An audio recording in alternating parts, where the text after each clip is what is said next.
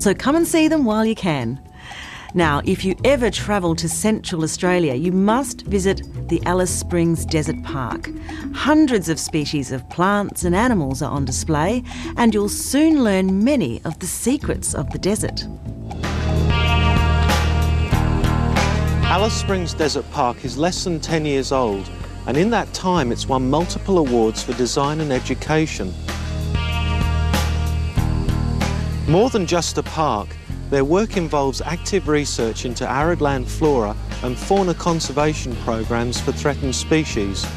Early landscaping work involved a lot of bushland rehabilitation, as well as foundation plantings of different plant communities.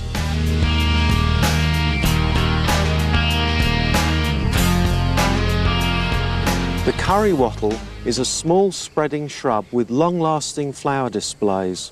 As its name suggests, the plant has a curry-like smell. Its angular growth makes it an ideal choice for a rock garden or a strip border in full sun. To live in this sort of area... About 100,000 people visit the park each year.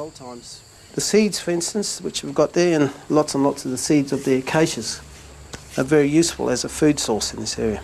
A lot of these seeds also have hard casings, so they can lay dormant in the soil for a long time after they've actually been released from some of the pods.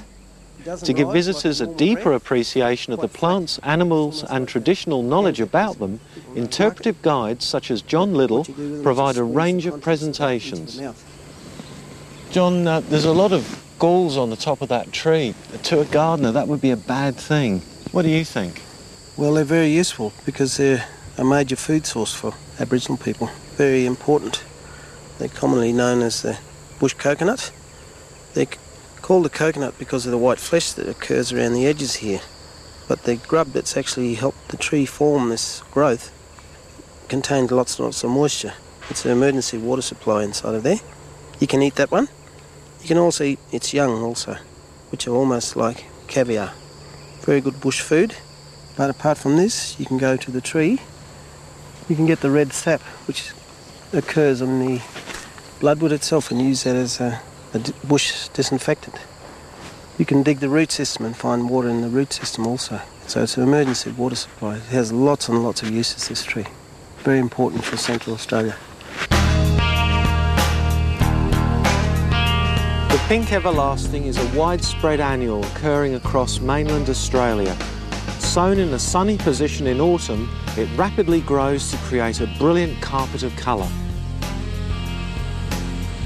We were commenting on the desert pea, how beautiful that is, and that we hadn't actually seen that before, so that was quite interesting to see how full and fleshy and vibrant that was. I was also really interested in the mulga tree, and we went on a little talk about that with one of the rangers who spoke about how the mulga tree is used by the women and by the men, so it was a very useful plant to the Aboriginal people.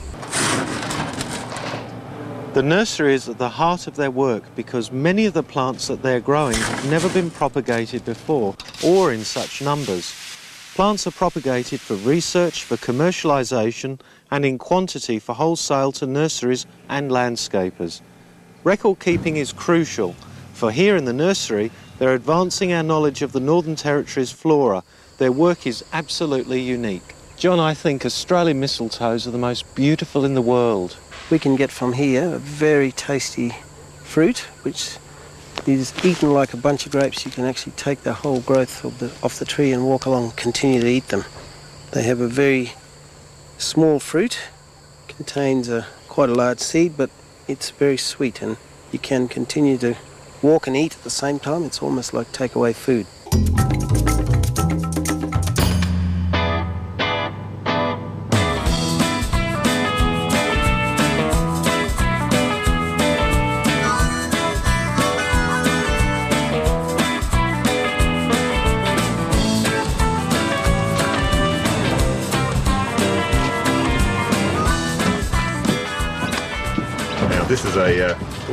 This is a 1950s Carapark caravan made in Australia. About one of my favourite things, I think. Want to come inside? I've tried to keep the caravan as original as possible.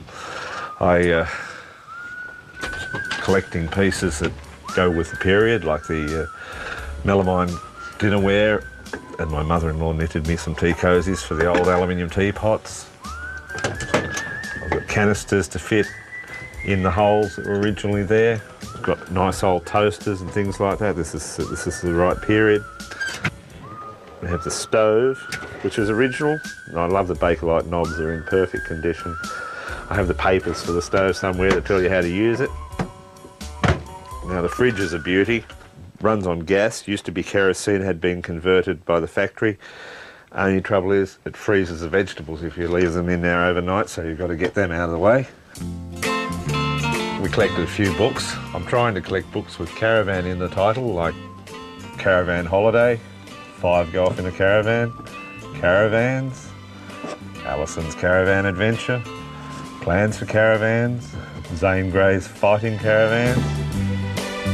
There's lots of nice things in this caravan.